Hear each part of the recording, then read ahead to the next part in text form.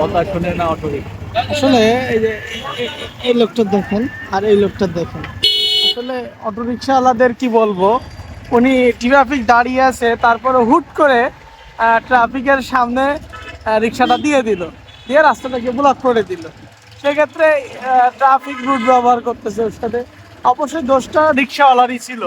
এখন বেশিরভাগ ক্ষেত্রে আমরা অপরাধী দেখছো, রিক্সাওয়ালা অসহায় মানুষ সুযোগটা নিয়ে যাতা করে বলতেছে, খারাপ আচরণ করতেছে, দুর্ব্যবহার করতেছে, কিন্তু এর পিছনেও না একটা স্টোরি থাকে, একটা কাহিনী থাকে।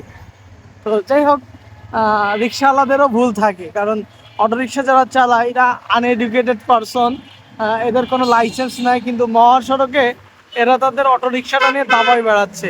তারপরেও লাগাইছে তো ইঞ্জিন, যেটা কিনা আরো বেশি ক্ষতি করছে। দেখি রয়্যাল এনফিনিট, ও সে সাউন্ডটা রয়্যাল এনফিল্ড এখন অ্যাভেলেবেল। দেখো নাকি এখানে যাবে চলো। পাচ্ছে দেখো, ওর 4000 কিলো হয়ে গেছে, ওরে কি করছে দেখেছো? হ্যাঁ আরো কয়টা দেখলাম তা সব টুকটাক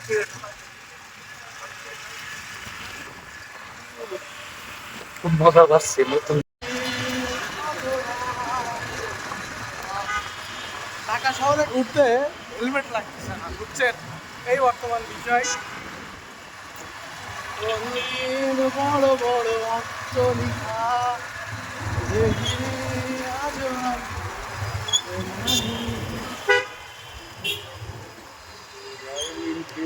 শহর একটু কড়া মানে করতে হবে। চিরচেনা জ্যাম।